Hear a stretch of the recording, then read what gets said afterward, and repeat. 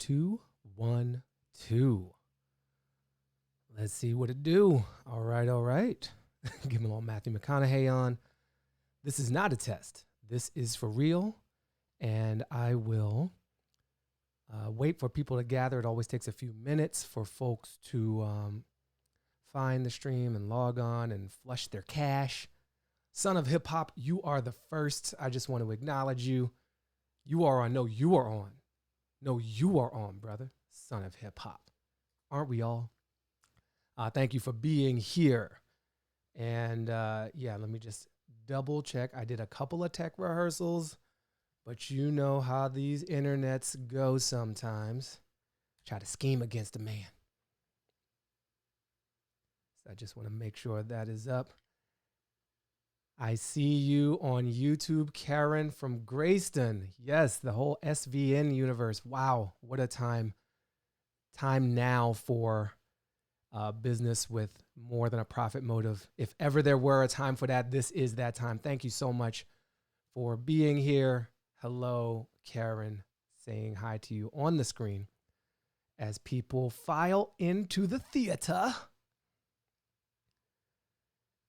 There's so much juggling while folks are filing in and while I'm queuing up all the stuff. We're going to be here for about an hour, and I will just make sure nobody's having too many technical difficulties, because I had folks who registered. I texted people.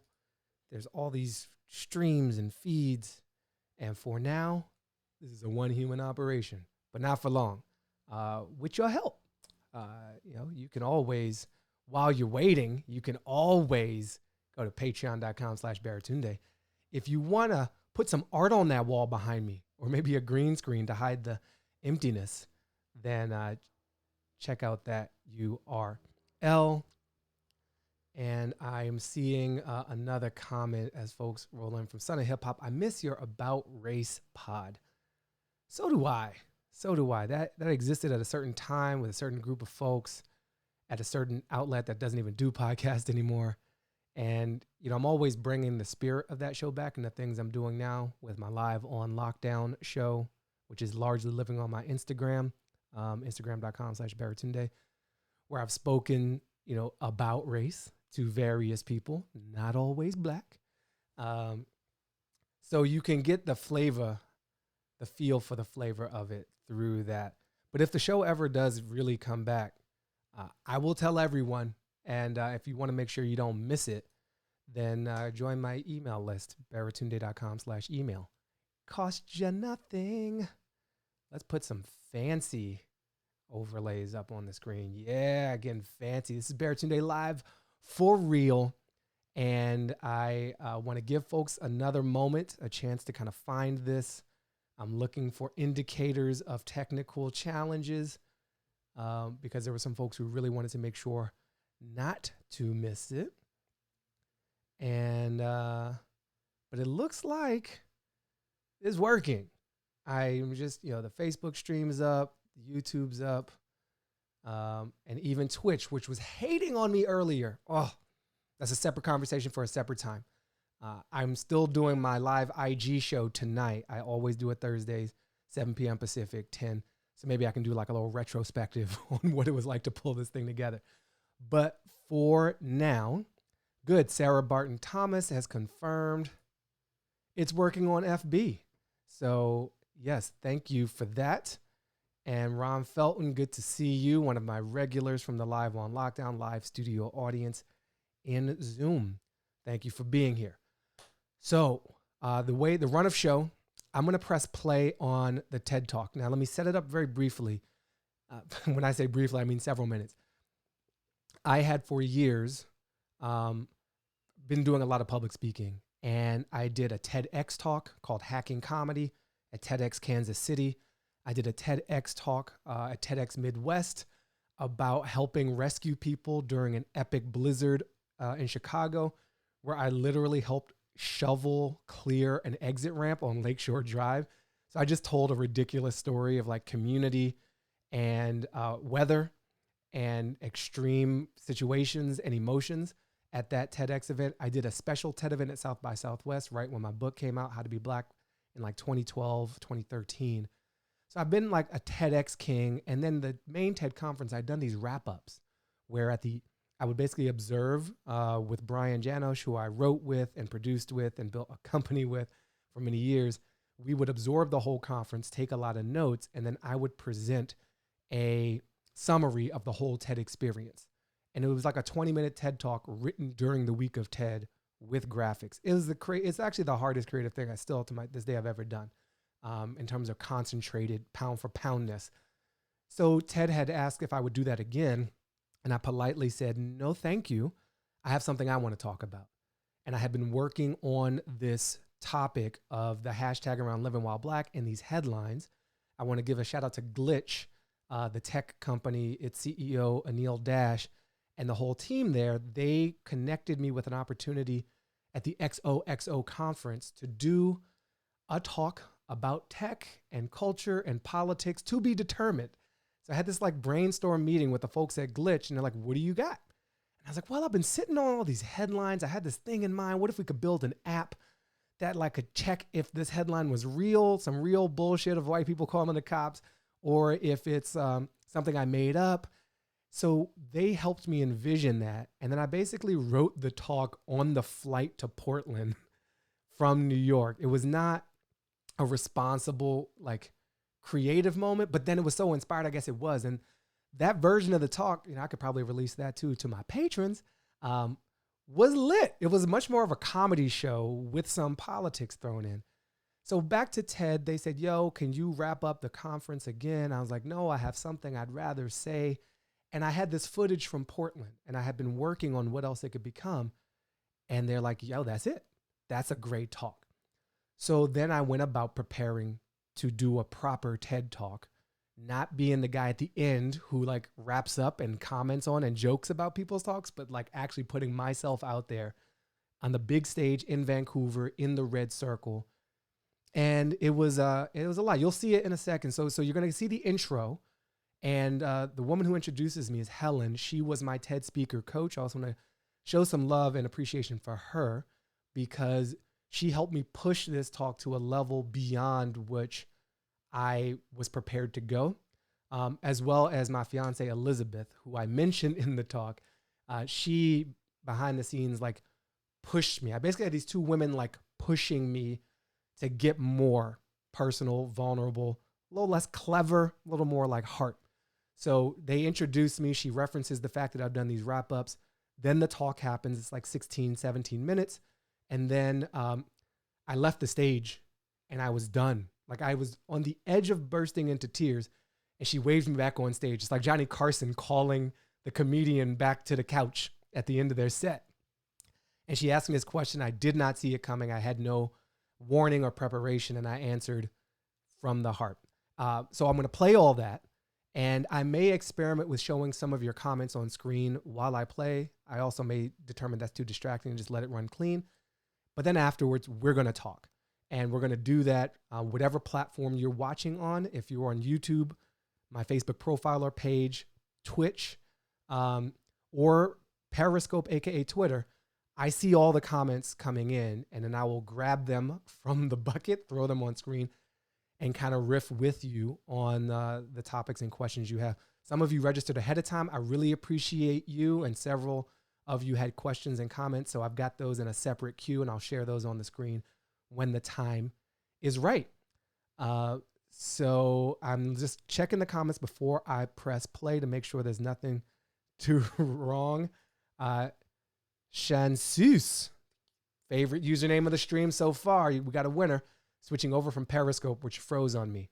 Good to know. I could probably limit the quality that I push to Periscope. It's too late now, but for the future, I will keep that feedback in mind. Meanwhile, let's roll How to Deconstruct Racism One Headline at a Time, delivered April 2019, TED Conference, Vancouver. Oh, Canada. What a great place. And then it was published on the TED website in May, almost exactly a year ago today. Well, let's roll. Many of you will recognize our next speaker as the guy who shows up at the end of the conference and comes up and skewers all the speakers and sometimes the hosts, bit rude. And this year, he actually wanted to talk about something different. He wanted to talk about something rather more personal and more serious. And so it is with great delight that we decided to invite our next speaker to speak at the very beginning of the conference. Please give a huge welcome to Baratunde Thurston.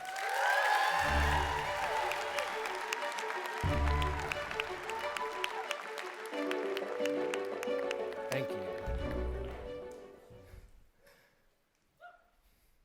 My parents gave me an extraordinary name.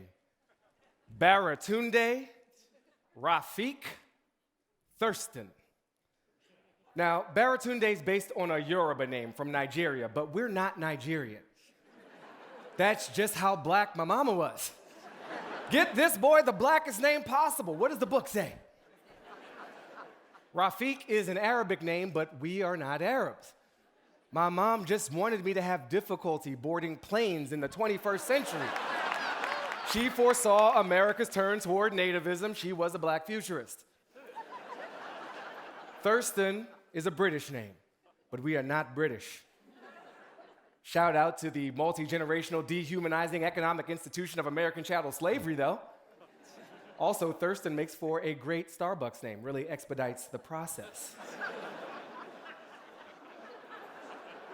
My mother was a Renaissance woman. Arnita Lorraine Thurston was a computer programmer, former domestic worker, survivor of sexual assault, an artist and an activist. She prepared me for this world with lessons in Black history, in martial arts, in urban farming. And then she sent me in the 7th grade to the private Sidwell Friends School, where US presidents send their daughters, and where she sent me looking like this. I had 2 key tasks going to that school. Don't lose your blackness and don't lose your glasses. This accomplished both. Sidwell was a great place to learn the arts and the sciences, but also the art of living amongst whiteness. That would prepare me for life later at Harvard, or doing corporate consulting, or for my jobs at The Daily Show and The Onion. I would write down many of these lessons in my memoir, How to Be Black, which if you haven't read yet, makes you a racist, because you've had plenty of time to read the book. But America insists on reminding me and teaching me what it means to be black in America. It's December 2018. I'm with my fiance in the suburbs of Wisconsin. We're visiting her parents, both of whom are white, which makes her white. That's how it works. I don't make the rules. She's had some drinks, so I drive us in her parents' car, and we get pulled over by the police. I'm scared. I turn on the flashing lights to indicate compliance. I pull over slowly under the brightest street light I can find in case I need witnesses or dash cam footage. We get out my identification, the car registration, lay it out in the open, roll down the windows. My hands are placed on the steering wheel, all before the officer exits the vehicle. This is how to stay alive. As we wait, I think about these headlines. Police shoot another unarmed black person, and I don't want to join them. The good news is our officer was friendly. She told us our tags were expired. So to all the white parents out there, if your child is involved with a person whose skin tone is rated Dwayne "The Rock" Johnson or darker, you need to get that car inspected, update the paperwork every time we visit. That's just common courtesy.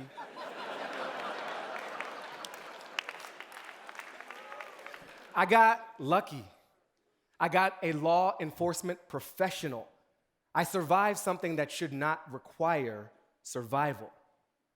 And I think about this series of stories. Police shoot another unarmed black person. And that season, when those stories popped up everywhere, I would scroll through my feed and I would see a baby announcement photo. I'd see an ad for a product I had just whispered to a friend about yesterday. I would see a video of a police officer gunning down someone who looked just like me. And I'd see a think piece about how millennials have replaced sex with avocado toast. It was a confusing time. Those stories kept popping up, but in 2018, those stories got changed out for a different type of story. Stories like white woman calls cops on black woman waiting for an Uber. That was Brooklyn Becky. Then there was white woman calls police on 8-year-old black girl selling water. That was Permit Patty. Then there was woman calls police on black family barbecuing at lake in Oakland. That was the now infamous barbecue Becky. And I contend that these stories of living while black are actually progress. We used to find out after the extrajudicial police killings. Now we're getting video of people calling 911. We're moving upstream, closer to the problem and closer to the solution. So I started a collection of as many of these stories as I could find. I built an evolving, still growing database at baratunde.com/livingwhileblack, seeking understanding. I realized the process was really diagramming sentences to understand these headlines. And I want to thank my Sidwell English teacher, Erica Berry, and all English teachers. You have given us tools to fight for our own freedom. What I found was a process to break down the headline and understand the consistent layers in each one. A subject takes an action against the target engaged in some activity, so that white woman calls police on 8-year-old black girl is the same as white man calls police on black woman using neighborhood pool, is the same as woman calls cops on black Oregon lawmaker campaigning in her district. They're the same. Diagramming the sentences allowed me to diagram the white supremacy, which allowed such sentences to be true, and I will pause to define my terms. When I say white supremacy, I'm not just talking about Nazis or white power activists, and I'm definitely not saying that all white people are racist. What I'm referring to is a system of structural advantage that favors white people over others in social, economic, and political arenas. It's what Brian Stevenson at the Equal Justice Initiative calls the narrative of racial difference. The story we told ourselves to justify slavery and Jim Crow and mass incarceration and beyond. So when I saw this pattern repeating, I got angry, but I also got inspired to create a game of words that would allow me to transform this traumatic exposure into more of a healing experience. I'm going to talk you through the game. The first level is a training level, and I need your participation. Our objective to determine if this is real or fake, did this happen or not? Here's the example. Catholic University law librarian calls police on student for being argumentative. Clap your hands if you think this is real. Clap your hands if you think this is fake. The reals have it, unfortunately. And for point of information, being argumentative in a law library is the exact right place to do that. This student should be promoted to professor. Training level complete, so we move on to the real levels. Level 1, our objective is simple: reverse the roles. That means woman calls cops on black Oregon lawmaker becomes black Oregon lawmaker calls cops on woman. That means white man calls police on black woman using neighborhood pool becomes black woman calls police on white man using neighborhood pool. How do you like them reverse racist apples? That's it. Level 1 complete. And so we level up to level 2, where our objective is to increase the believability of the reversal. Let's face it, a black woman calling police on a white man using a pool isn't absurd enough. But what if that white man was trying to touch her hair without asking? Or maybe he was making oat milk while riding a unicycle.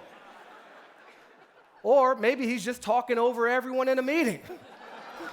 We've all been there, right? Seriously, we've all been there.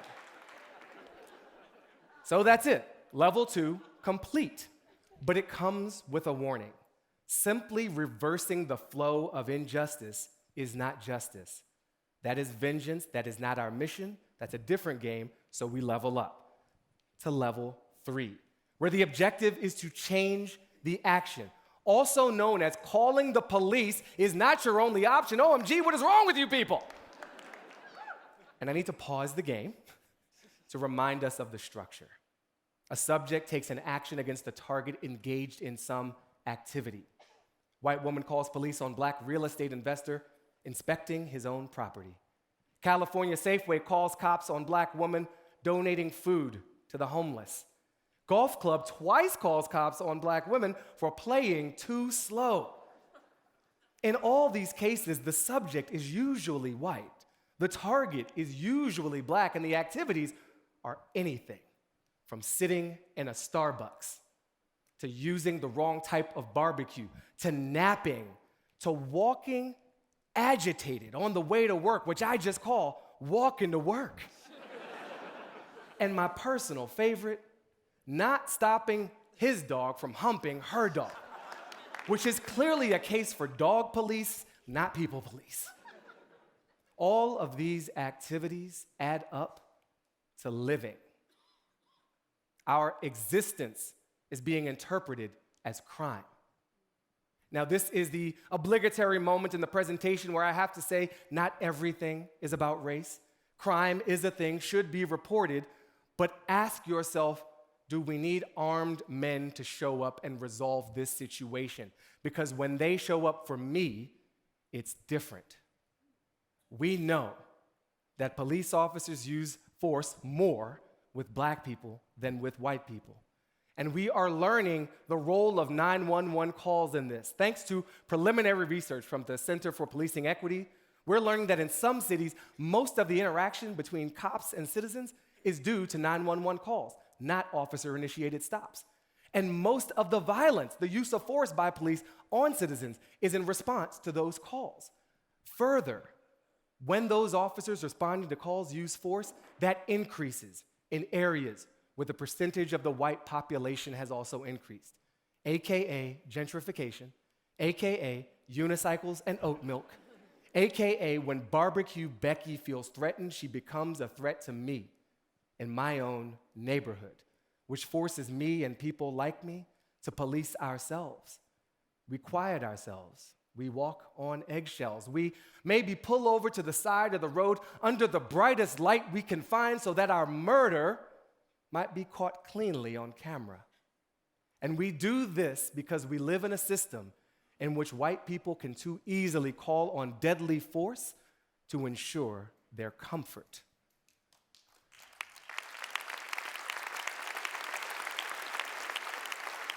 The California Safeway didn't just call cops on black women donating food to homeless. They ordered armed, unaccountable men upon her. They essentially called in a drone strike. This is weaponized discomfort, and it is not new. From 1877 to 1950, there were at least 4,400 documented racial terror lynchings of black people in the United States. They had headlines as well. Reverend T.A. Allen was lynched in Hernando, Mississippi for organizing local sharecroppers. Oliver Moore was lynched in Edgecombe County, North Carolina for frightening a white girl. Nathan Bird was lynched near Luling, Texas for refusing to turn his son over to a mob. We need to change the action, whether that action is lynches or calls police. And now that I have shortened the distance between those two, let's get back to our game, to our mission. Our objective in level 3 is to change the action. So what if, instead of calls cops on black women donating food to homeless, that California Safeway simply thanks her? Thanking is far cheaper than bringing law enforcement to the scene. Or instead of, they could give the food they would have wasted to her, up their civic cred. Or the white woman who called the police on the 8-year-old black girl, she could have bought all the inventory from that little black girl, support a small business. And the white woman who called the police on the black real estate investor, we would all be better off. The cops agree if she had simply ignored him and minded her own damn business. Minding one's own damn business is an excellent choice. Excellent choice. Choose it more often. Level 3 is complete, but there is a final bonus level where the objective is inclusion.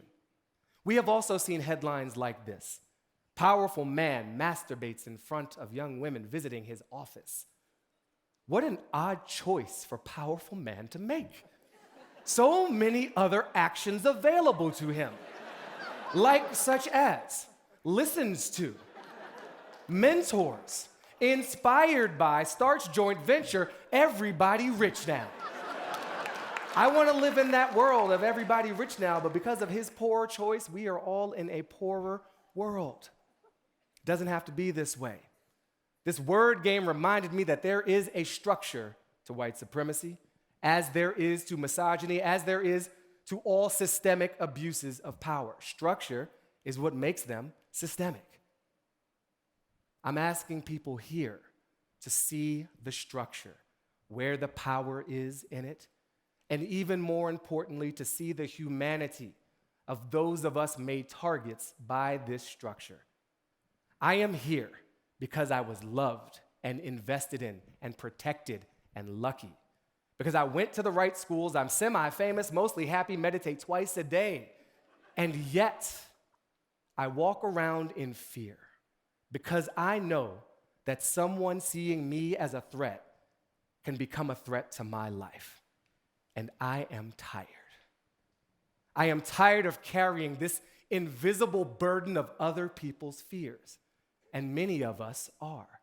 And we shouldn't have to, because we can change this, because we can change the action, which changes the story, which changes the system that allows those stories to happen. Systems are just collective stories we all buy into.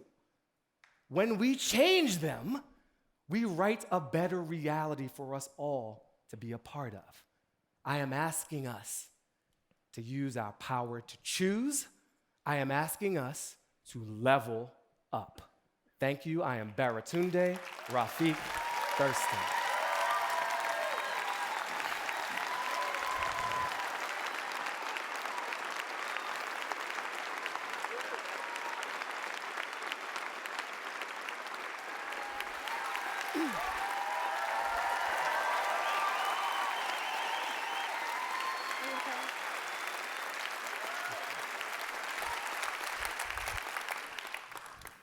You all right? That was amazing. Thank you. You're amazing. Thank you. Okay, don't cry. If you cry, I'm going to cry. Okay. Come forward. I'm going to ask you a question. Yes, question. Okay, so earlier this year, we both had just the immense privilege of going to Montgomery, Alabama. Yes. And we got to go to the National Memorial for Peace and Justice, and if you haven't been, you should all go immediately. And we had a chance to talk with Brian Stevenson, and he said something that has stayed with me ever since, and I wanted to just ask you about it. Yeah. So he said, I believe there's something better waiting for us in America if we have the courage to tell the truth about our history. And I just wondered, there is so much ugliness in our culture at the moment, but do you see maybe that there is a pinprick of light in that ugliness, that maybe we are actually beginning to talk about that history and face up to it? We are, I won't say maybe, I'll say definitely. Listen, we've all been lied to. We've been hoodwinked, we've been bamboozled, not just people of color, not just women with respect to men. All of us are living inside of a lie. Men are in a lie of expectations about what it's supposed to mean to be a man. White people are in a lie of expectations about what white is supposed to come with without work. When we free ourselves of that lie, we open up the possibility for a real world, a real future, real truth, real equality. So I see more than maybe, I see necessity to contend with that history. Without it, our future is a lie, and we shouldn't do that. We have another choice. You are my favorite. Thank you. Thank you. Thank you. Thank you, everyone.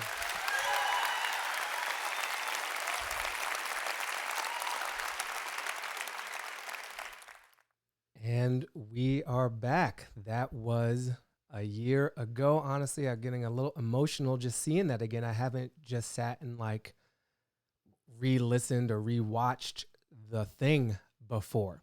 So give me a moment to reconnect with myself and express my appreciation for you being here with me right now. I wanted to kind of re-share this talk in part because my partner Elizabeth is like, yo, it's a year. You should do that. And she's sort of a producer in my life.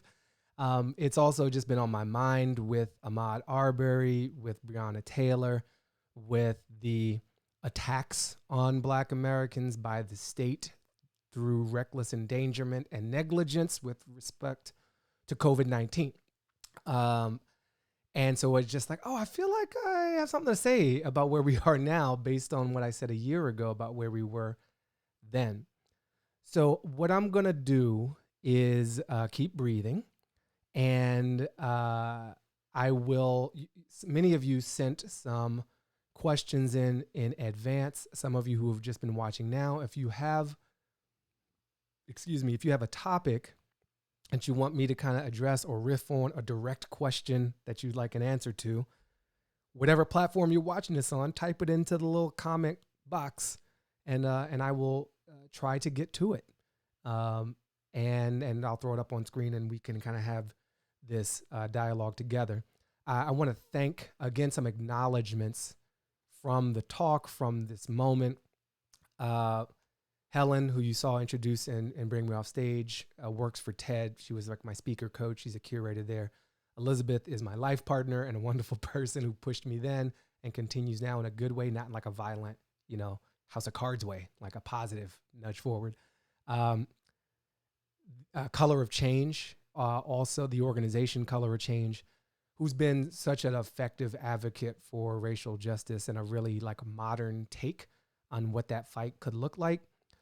I collaborated with them on sourcing some of those headlines at the time. They were working on a similar project, and so they loaned me some people and some time to make sure I had a robust data set, if you will. And I continue to look at that organization for guidance in terms of how to be most effective with the attention that I have.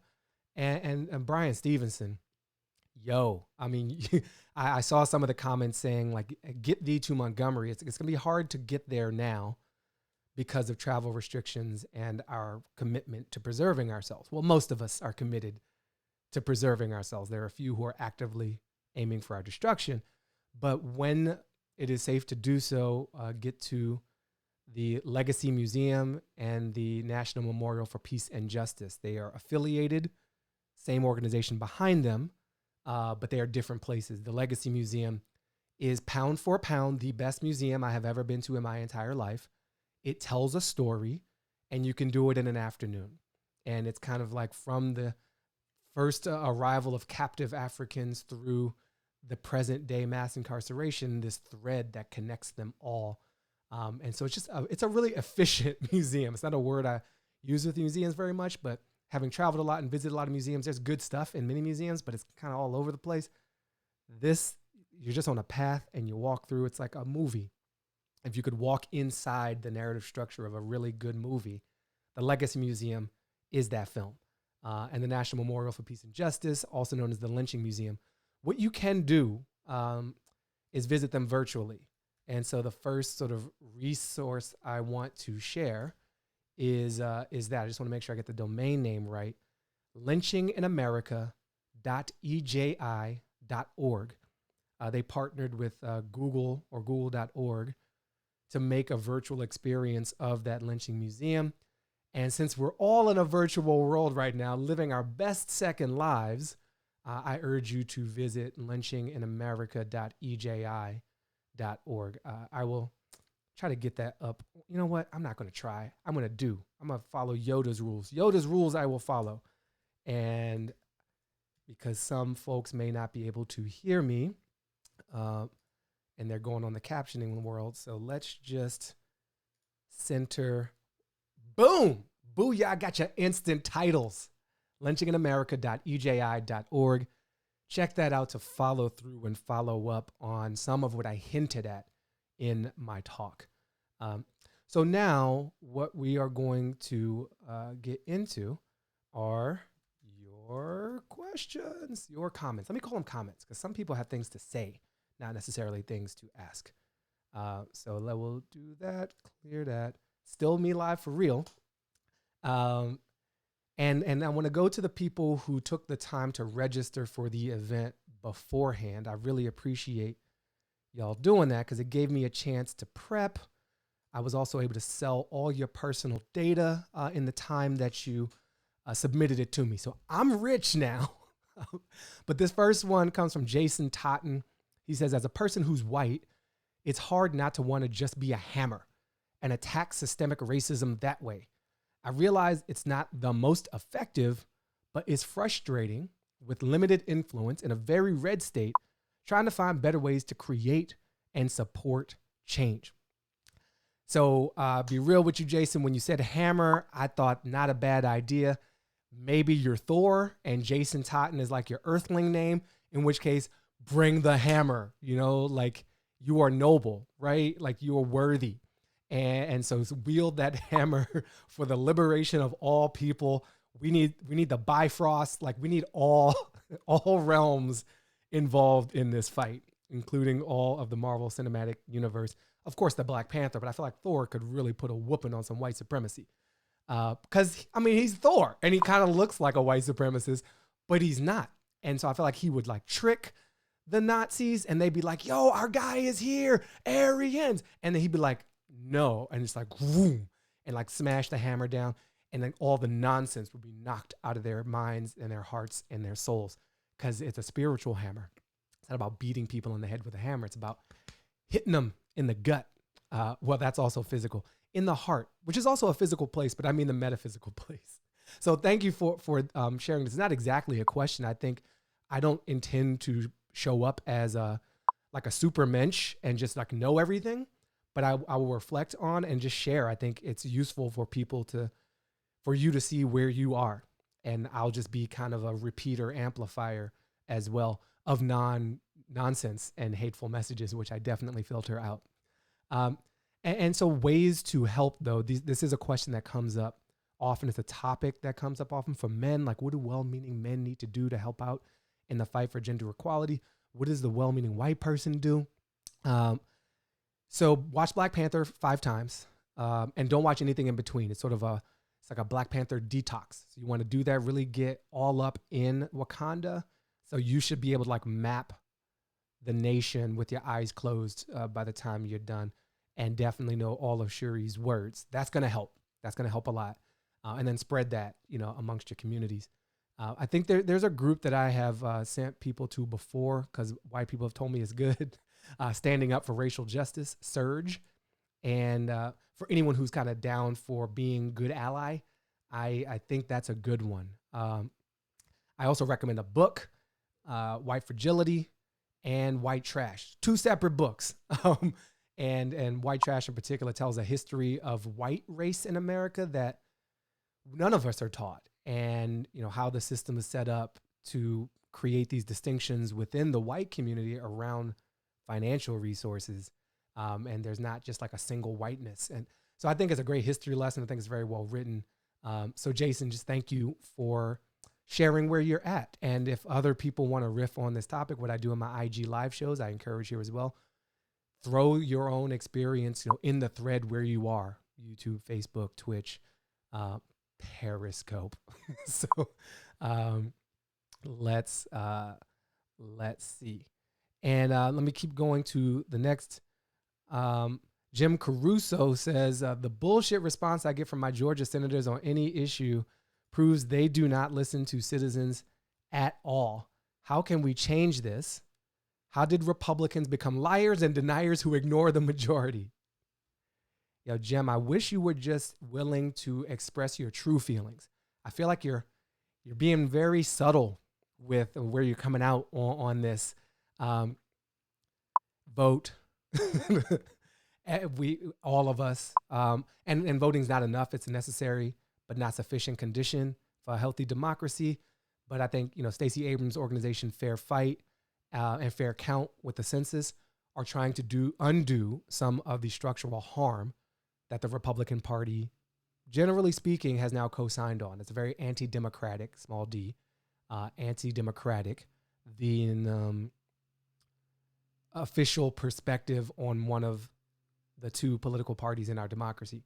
So they've really given up on America, and it's sad to see. So they got to pay a price, and that needs to be an electoral price. It needs to be a fundraising and funding price. And so we have a great reckoning coming forth. We clearly cannot count on the Republican Senate and many in the state legislatures to defend all of us and do what's right. So we got to send them home. And so, Jim, I encourage you, there's a group called Open Text Troop. You can Google that. I'm not going to title everything, but there's a way to campaign from your couch or your chair or your shaky room. And this group I've worked many campaigns with them. So if you're like, how do I get involved when I can't be, physically close to other people and knock on people's doors because I don't know if the door has been disinfected, then you can text. So Open Text Troop is a really well-organized, effective organization to help with campaigns. And I think in the very short term, we got to use this campaign to send a message, a high turnout message, an overwhelming victory message, not just for like the big D Democratic Party, but for small d American democracy, which is totally unaligned with where the Republican Party is right now. And we have to welcome them back to real democracy once they show that they're actually interested in that. But insofar as they're cool with Russian interference and voter suppression and trying to kill people to force them to vote in the middle of a pandemic, we're not on the same page and you're illegitimate. So you got to go. Thank you for that, Jim. Vanetta Lightfoot, dope name. I really hope and pray, and I'm not big on prayer, but I pray that's a real name. How do we counteract the racist and absurd rhetoric that seems to have ramped up since the pandemic hit the U.S., especially when our leaders are the ones spewing it? Yo, just a moment to acknowledge this. I don't have all the answers on it, but I appreciate you saying what we're all seeing. That, leaders are spewing absurd rhetoric that is racist. As very true, is very unfortunate. And I think we just have to start with that. Start with remembering who we are, remembering what is true. We can get bent out of shape into a world of untruths when it becomes so common to experience lies. And our media infrastructure will bend to that. Our own psychology for self-preservation will just start to see abnormal shit as normal. We have to remember for ourselves, this ain't right. This ain't right. This is wrong. And so just thank you for naming it. Our leaders, too many of them, certainly the highest ranking one, are repeatedly peddling in absurd and racist attacks. And I say that as a Black person, but I also say that in sort of acknowledgement of others, especially Asian Americans right now, who are going through, some just avoidable horror. It would not take a lot of energy for national leaders to send a signal that this is unacceptable behavior, to taunt and to tease and to scapegoat and to blame all Asian Americans for a virus that emerged from nature. But they are not finding it within themselves, those leaders, to do it. So we have to do it. So we have to stand up for each other and with each other and call out the bullshit when we see it and express the sympathy for those going through it, even when we're not the ones going through it. I know from personal experience, when I've been going through a tough time, another person saying, I see you're going through a tough time, I'm sorry for the tough time you're going through, means a lot. I'm not expecting that they're going to solve it, though sometimes they can like literally write a check and solve it, but that's usually not the simple case. It is the human act of identifying with someone else's pain, acknowledging that they're not crazy and not gaslighting them about the experience they're having. Really, really, really helpful. So if you go over my Twitter feed, just yesterday, I was hit up with a campaign around raising awareness of anti-Asian American attacks. And so I retweeted that. I cannot, off the top of my head, remember the name of the group. I think it was Baycast, but that sounds like a podcast about love. And with this microphone, you are now tuned into Baycast. I'm your host, Baratunde Thurston. Who's your Bay? I got mine. Who's yours? Anyhow, I'm being silly. Let me move on to the Aisha. Mostly I'm just going to share your thought because I thought it was really amazing. Aisha wrote, some have this ridiculous misconception that topics of this nature, racism, white supremacy, etc., do not belong on professional networking sites such as LinkedIn. If you view your employees or yourself and colleagues for that matter as objects, numbers, cogs in a corporate machine with no voice and little to no rights, I get that. However, most, if not all companies today, at least in word, would not say this to be so. They champion their employees as valued members and partners of the business, labeled oftentimes as family. Thus, it is common sense that people carry their experiences, hurts, joys, pains, memories, views, etc. with them. Humans don't just divorce half of who they are when they walk into an office building. People forget there is a function called human resources. Also, if issues of race, equity, equality, social justice, etc. were not appropriate to discuss in the realm of work, then why the need to adhere to and be versed in Title VII of the Civil Rights Act among how people should be treated? I'm tired of the trade-off people are forced to make between speaking out against injustice in the workplace and the world and providing for their family / keeping a job because of the powers that be. Damn! Okay, Aisha. Yo, or is it Aisha? Dun, dun. This just a thought, smiley face. I mean, you really undersold yourself. This is me retweeting you with my physical hands. That was so well said. And I think I encountered Aisha on LinkedIn in a discussion she was having about DEI stuff. Thank you for submitting this. Thank you for showing up. And, just to, I got to switch the screen around. So wow, this time is flying so fast.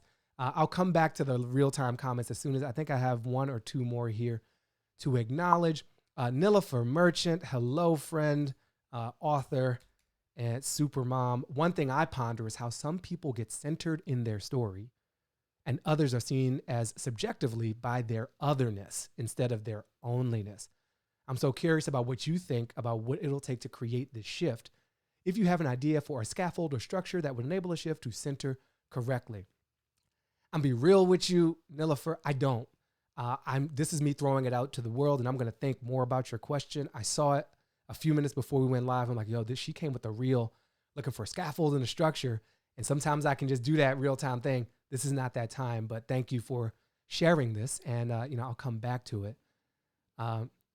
And then, I don't think I got permission from that person. Delete. Okay. We have your talk on summer reading list. How might we design questions to make people uncomfortable enough to break open blindness, but not so uncomfortable that it causes shutdown? So I have a quick thought on this, and I kind of want to go back to Aisha's joint and then hit some of the real time in a lightning round because it's already 12:48 local time, which means I theory I have 12 minutes, but we might go over into like a bonus round if y'all are still feeling this. Questions that break open blindness but don't cause people to shut down. That's a very delicate balance to strike, and it's a good question to ask. I think a trick that I have learned, Celeste Headley has written a book that I recommend, Headlee. I think it's like called How to Have Difficult Conversations or something very close to that. So refer to that book and get the details from her. But what I remember is you want to ask questions about experience, not about judgments or opinions. So like, what do you think about Chinese people is not like, that's a risky question. You know what I'm saying? And like in the wrong group or in a group that's unprepared, not even the wrong group, and in a group that hasn't been prepped to engage thoughtfully in a conversation, which is most humans, because we all have pretty bad training at this. So if you ground it in like some basic conflict resolution principles, like the use of I statements, actual experiences, how your personal feelings, emotions, and history, that can de-escalate and prevent people from going ham on gross generalizations about them and those people and over there, because you got to talk about yourself. So I'd say craft your questions with that in mind. And now I'm going to kind of zip back. Thank you for those. This is from my pre-registries. who bothered to fill out a web form and didn't just pop into the feed. Thank you for that. At this point, I'm going to just come back to you full screen. And Aisha said, I'm just going to put you up here. LMBO, laughing her butt off. Just like that's like falling off the chair. But I want to leave your name up here because you offered something so amazing. And I've been having this conversation with Elizabeth as well about being political. And what does that mean? And we have these like rules, social rules, like to not talk politics and to not be political in certain spaces. And that has a benefit to certain groups and certain groups with power already. It's a very easy thing to say. I can remember years ago when Mark Zuckerberg was forcing openness on everybody through his platform at Facebook. Use your real name, don't hide behind this and that, and be public. Be public with everything. And Dana Boyd, a friend / mentor, she gave a big talk at South by and just ripped him to shreds. It was like one of the first people to do so from within the tech community. And she's like, it's very easy for you to say that, Mark, as a straight, cisgendered, white, upper class man. You don't have shit to hide. You can just be you in all spaces. And so there's a related theme to your comment, Aisha, about what is considered like safe space for who. And if you're running a business and you're like, I don't want politics to come into my business, why? What would it threaten? What might it upset? What could happen if people got real? And especially if you're talking all this flim flam rhetoric of like, we are family, then you gotta lean into that all the way. And medical workers are feeling this right now, and people with their families are feeling this. And we are past the point of politics being this thing over there that we can like opt into and opt out of. Is life and death. We have nearly 100,000 US people dead, tens of thousands of them absolutely preventable. Did not have to die because of politics. So it's not politics. It's life or the absence of it. It's justice or the absence of it.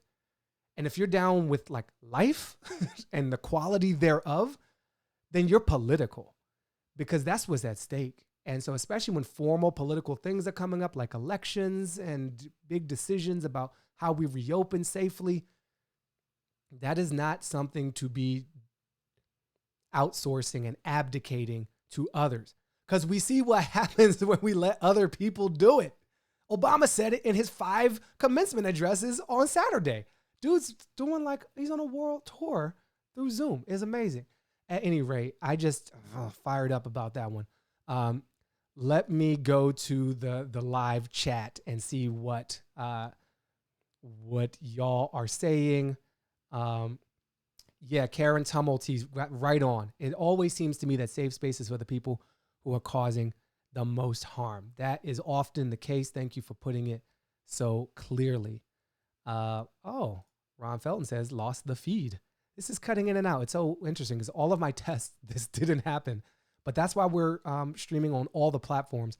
And don't worry, I'm recording this whole thing locally, and I will repost in full if any of those feeds actually broke in a sustained way. Let's see about, the book. Great. We Need to Talk, How to Have Conversations That Matter. That's Celeste Headley. Dope.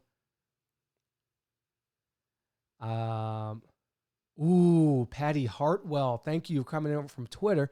On this day in 1892, Ida B. Wells published a column exposing lynchings of African-American men. This is some history we all need to know. Ida B. Wells was an incredible journalist doing great service for Black people and for all Americans, because when you help Black people, you help America. It's kind of our relationship. And she was one of the first, if not the first, to put lynchings on blast and to document what was happening all across this country. She's great. And so you should look her up. Google Ida B. Wells.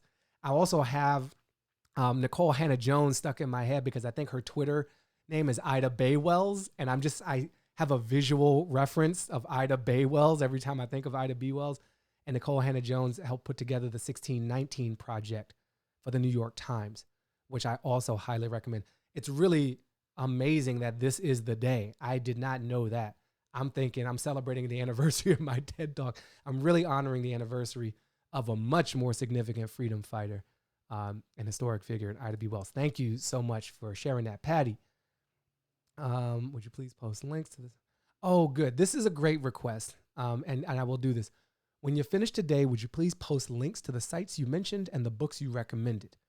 I will do that. And in fact, I thought I had made a link already. Let me just create one of these because here's where you will be able to find it. Baratunde.com/living-while-black. That's kind of the home feed of this experience right now. And it's kind of a little blog post. So I'll just add some links and some references and make everything live there. Thank you for that. I'll leave that up on the screen for a minute. Let me just go. Okay. Here's a question. Good. Trying to move a little faster. Hallie C in the house from Periscope, aka Twitter. Thank you for being here. Thanks for helping me out with the text earlier this week. Republicans versus Democrats. How do we influence the Democrats when they pretty much hold us hostage because the Republicans are so horrible and the D's are the only option? So I want to face this a bit head on. I think it is often very easy. It has been easy and sometimes accurate to say there's no difference between these parties, and you're not quite saying that. But for the Democrats to take advantage of the captive audience they have, I don't think we're in that moment right now. I think we've all been shaken. Many of us were born shook, but the whole nation and anyone who's really paying attention can see. Even look at Joe Biden. The New Yorker has a big piece about him recognizing that his presidency, should he get that title, will have to be even bigger than FDR in terms of the reach. His outreach to Bernie has been really robust, and to Warren in terms of progressive policy movement he's made. This isn't the Clinton era Democratic Leadership Council. This isn't that triangulating like, oh, let's do welfare reform to make Republicans happy. I think that Democratic Party is dead. And I think it died in 2016. It certainly died with so many Americans who needlessly died right now. So there will always be a spectrum and a tug of progressivism and accommodation and reaching out to the middle, which is a real group of people. And that's probably good and healthy. Everybody always getting what they want. That's not what representative democracy is all about. But I think, we hold the Democrats accountable by participating, by showing up, by calling them, indivisible, great group.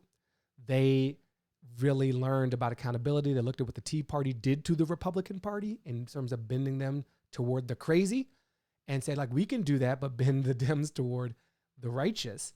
And a lot of that's worked. The Democrats in Congress over the past few years have done a lot with very little.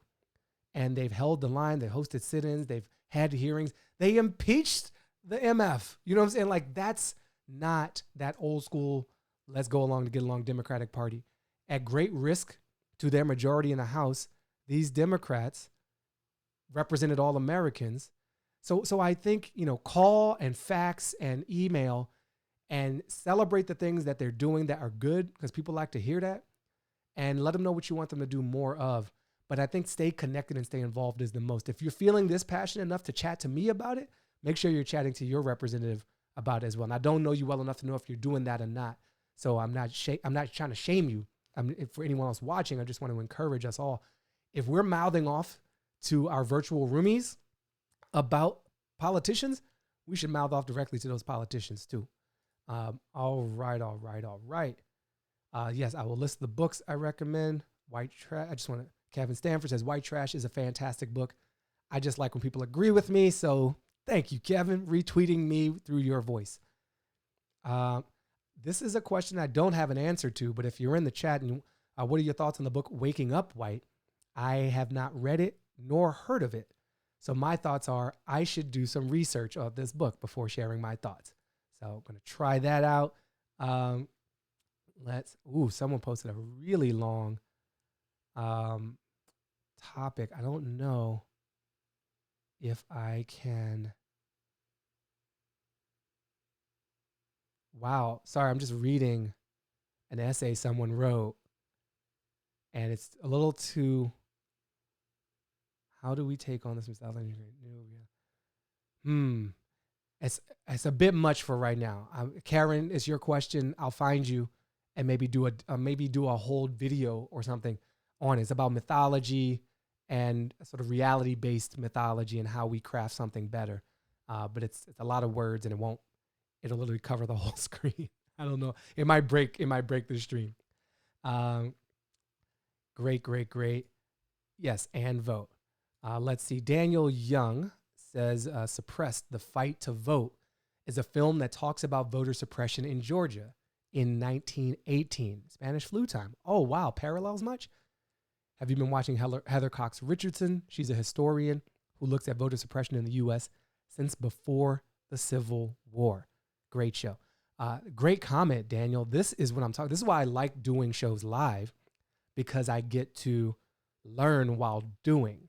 And I thankfully have apparently a community of thoughtful, empathetic, intelligent people around me. Like, there's not a lot of noise in these channels, and this is just one example. So Suppressed, The Fight to Vote. I will look that up. I'll find all these later, kind of go back over. It may take me a day or so to put together the resource kit. I'm going to put together a resource kit. And Daniel Young, you made the cut. And Patricia Jacobs asks, she missed the book, White Fragility, White Trash was the other book. You might have caught that already because I'm kind of going back in time. Luke with the realness. Okay. Question from Luke is, how do you balance pain and fear with celebration of progress? With maniacal laughter, Luke. It's a ongoing journey. And so it is something to be balanced. And sometimes, like a few weeks ago, the pain and fear was winning. And I had just had a series of news consumption and like story events with friends and family where it all came crashing down. And you're like, oh, this disease is killing poor people and black people. Maybe that's on purpose. Shit. And then I had a friend who had like a terrible birth experience in a hospital. And then my sister lost some people that she knew. And it was just so clear that this didn't have to happen. Speaking specifically about COVID-19. And it just hit my body. I was tired. I was probably depressed. I was definitely angry. I was crying. So yes, pain and fear was one that day. Maybe it was a couple days. Maybe I'm being a little generous. Maybe a couple days. Ding, ding, ding. It got those rounds. Celebration of progress, comes back in. And I think part of the way to balance it is to know that it needs to happen and to intentionally seek it out. I have found for myself, it's very easy to just keep digging into the hole of despair with media. I can just jump on Twitter and look at the trending topics. And if I see a word, trending, like, oh, bleach is trending. What did he do this time? Oh, kumquat is trending. I'm assuming the president said if we all like suck our, kumquats, then we'll be safe. We just need to get all, and then there's a run on kumquats, and then people who actually need kumquats to heal their underlying conditions can't get them. And it keeps going. And I open the New York Times app and the LA Times app and I watch it, and it's the same. And then friends are texting. So stop. I have to remind myself to stop. And sometimes I get reminded by people who love me to stop. And then seek out something celebratory or something not that, to remember that humans are not just one thing. Even this moment is not just one thing. Shout out to John Krasinski and Some Good News. 20 minutes of just not despair. So wonderful. So wonderful. And then Elizabeth and I started watching this Netflix cooking show. Which one? There are 500. That's a great question. This one has a brown British woman hosting the show. I gotta look. It's fantastic. It is super fantastic, and celebration of progress. You know, I'm pretty sure the British like colonized her nation generations back, and now she's telling them what to put in their faces and how to cook, which they obviously needed some help with. But she's trying to help them, and it just took my mind off the thing, and it's fun. So intentionally seeking out that balance and not just expecting it to happen magically. And maybe that means you've got a partner or a family member or a friend to nudge you. Maybe you set reminders in your calendar or on your phone. Schedule a Facebook event for yourself to just celebrate something good. I think that's just a mental health tip, non-licensed professional here. Okay. Thank you, Luke. That was a really, really good question. And I don't know. I'm going to show this for a flash second. It's my first spam. That was a spam comment. You can go back to the stream and screen cap it if you're really curious. I'm not trying to give them love, but it was through Twitch. It's my first spam comment in an hour and 5 minutes. Okay. Thank you. Do you think Karen's going to email me? Good. Oh, Josina is answering a question. Waking up white is a gentle primer to self-examination for white people. It doesn't move the needle, but it opens the conversation. Well, based on that, do that to my white friends watching, because opening the conversation is a huge step for many who've never been involved in it or a part of it. And that's an essential step in the process. So thank you for sharing that. Okay. We're going to start winding down. I'm just past an hour. I'm kind of going back through the comments to see if there's, here's the show. Brenda Bent Peters, thank you. Nadia, I never heard her say her name. I'm going to say Nadia's Time to Eat. That's the Celebration of Progress show to answer Luke's question. It's on Netflix, which clearly we all have access to. Even if we don't, we all got a password, right? So dust off that password or make a friend. It's with someone in your next Zoom and just have them drop it in the Zoom chat and watch this show. It is a joy and it makes me hungry. Covert Nerd says, my wife and kids love that show. Good. Your wife and kids are all brilliant in the British sense of the term. I'm so pleased with myself. Okay, let's see. This has been fun. Eliza, good to see you. I want to thank you, Eliza, for sharing that peeing graphic earlier this week in another show. I put it out on Instagram, and it has outperformed all my own content. So thank you for bringing more people in through the thing you found on Reddit. Appreciate that. Okay. So in conclusion, I want to say a couple things as we wrap up. Thank you for being here. That talk I did a year ago took a lot out of me, and it was a lot to try to put into the world, and I'm glad I did. And there's so many people doing so much more than just TED Talks to try to enable that. And so, since then, I think, with Brianna, with Ahmad, like I can see how those fit directly. I think this pandemic is a much larger systemic case for not the vulnerability of Black people, but the sort of consistent attacks on Black people by the system. Similar outcome, but different language. We're not vulnerable. We're freaking heroes. You know what I'm saying? Like, we're delivering mail and working in ICUs and putting up with America. And that is all to be celebrated, to Luke's earlier point. So I am still in the space of that talk in some ways, but also moving past it to find more ways with the language and the storytelling, to find more ways to bring people into the conversation, to find more ways to shift the reality of the politics that we are forced to live under in our democracy. Thankfully, we have a role to play in that. And so trying to be more a part of that myself, be more connected to community, make shows that are about that, bring you into the show, is the evolution of that talk for me. So trying to change my own action in the language of the talk, and level up. So that's probably it. I will put the resource kit together. You can find it at baratunde.com/livingwhileblack. And I appreciate that you have been here with me. You have been tuned into Living While Black 1 year later. I'm Baratunde, live for real. And you know it's for real because there's an on-screen graphic which says so.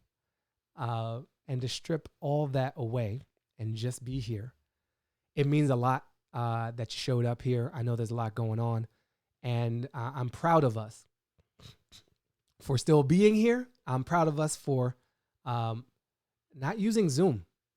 You know, for the past hour, the greatest, if there's nothing else that I gave you, it is that for the time that you were tuned into this, you were not on Zoom. And I want to take like a little bow for that, and also prove that I'm wearing pants.